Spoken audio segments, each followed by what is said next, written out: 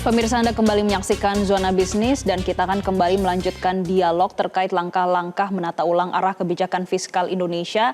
Saat ini kami masih akan mengulasnya bersama Chief Economist BCA Bapak David Sumual. Pak David, kita lanjutkan Pak terkait dengan kebijakan terutama dampak ke ekonomi dan juga dunia usaha. Kalau kita melihat 1 bulan terakhir, kemudian bagaimana pergerakan indeks harga saham gabungan. Kalau dari sisi investor, bagaimana melihat kebijakan fiskal kita, kemudian bagaimana dampaknya terhadap stabilitas di dalam negeri? Ya, paling penting kan dalam ekonomi itu confidence.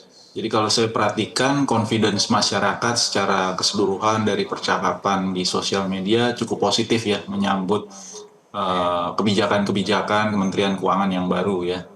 Dan dari sisi pasar modal juga saya lihat juga bursa juga highest record ya. Jadi saya perhatikan ini memang support dari investor juga cukup kuat ya. Walaupun memang ini lebih didominasi oleh investor domestik.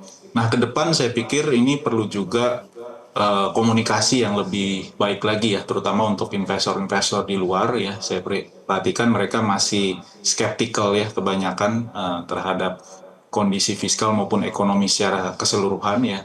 Dan mudah-mudahan dengan kebijakan-kebijakan yang dilakukan pemerintah akhir-akhir ini dari sisi confidence yang sudah terbentuk ini bisa ditindaklanjuti dan dieksekusi semua kebijakan tersebut dengan efektif ya, sehingga mereka mendapatkan confidence yang lebih kuat lagi. Karena kalau kita perhatikan asing itu kan di ekuitas kecenderungan outflow ya sejak awal tahun, sedangkan di obligasi juga dalam 1 bulan terakhir ini juga agak wobbly, agak turun juga kita lihat asing kecenderungan net outflow. Nah, ini saya pikir ke depan mereka melihat prospek pertumbuhan yang lebih baik ke depan. Mudah-mudahan mereka juga mulai tertarik lagi masuk. Karena kalau kita perhatikan di emerging market, tidak banyak pilihan negara yang prospektif ke depan ya, yang growth-nya cukup baik dan juga imbal hasil di aset portofolionya menarik ya. Jadi ini mungkin perlu dilanjutkan dengan komunikasi, terutama nomor 1. Yang kedua tentu eksekusi tadi dari kebijakan-kebijakan yang sudah dilontarkan oleh Menteri Keuangan yang baru. Iya, Pak David, salah satu isu yang dibahas ini terkait dengan proyek KCIC yang tidak boleh membebani APBN. Apakah ini menjadi sinyal kalau proyek-proyek BUMN ke depannya akan menjadi lebih luas atau ini merupakan sinyal akan disiplin dan lebih ketat lagi untuk APBN kita? Ya, sebenarnya lewat Undang-Undang BUMN yang baru sudah jelas ya bahwa untuk untuk proyek-proyek, untuk kebijakan-kebijakan ataupun langkah-langkah yang akan dilakukan itu akan dikoordinasikan lewat Danantara ya. Jadi pemerintah lebih dari sisi kebijakan, sedangkan dari sisi eksekusi dan bisnisnya maupun bisnis modelnya itu akan diutamakan dari sisi Danantaranya.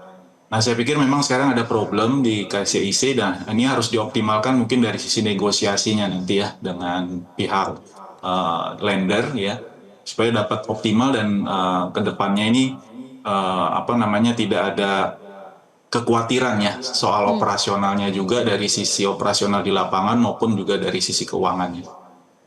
Pak David, tapi ini bisa dibaca sebagai sinyal untuk pembenahan pengelolaan proyek strategis nggak sih Pak?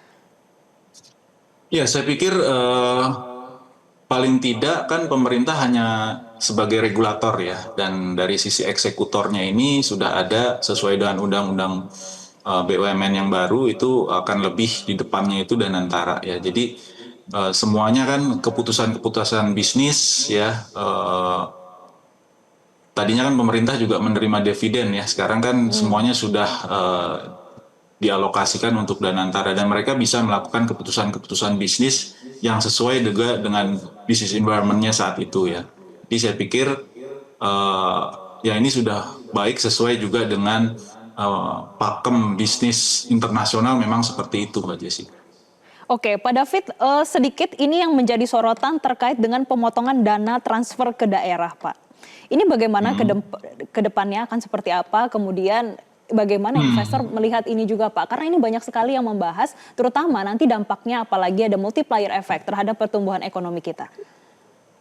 Ya, saya pikir perlu koordinasi juga ya, koordinasi dan sinergi komunikasi antara pemerintah daerah dan pemerintah pusat. Karena memang kalau saya perhatikan juga dana pemerintah daerah yang ada di bank-bank pemerintah daerah atau BPD itu juga lumayan besar ya. Ini saya pikir juga selalu polanya sama, mirip dengan pola belanja pemerintah pusat itu lebih kuat di semester 2 atau kuartal 4 ya. Ini perlu didistribusikan supaya juga efek multiplier-nya terhadap ekonomi lebih baik.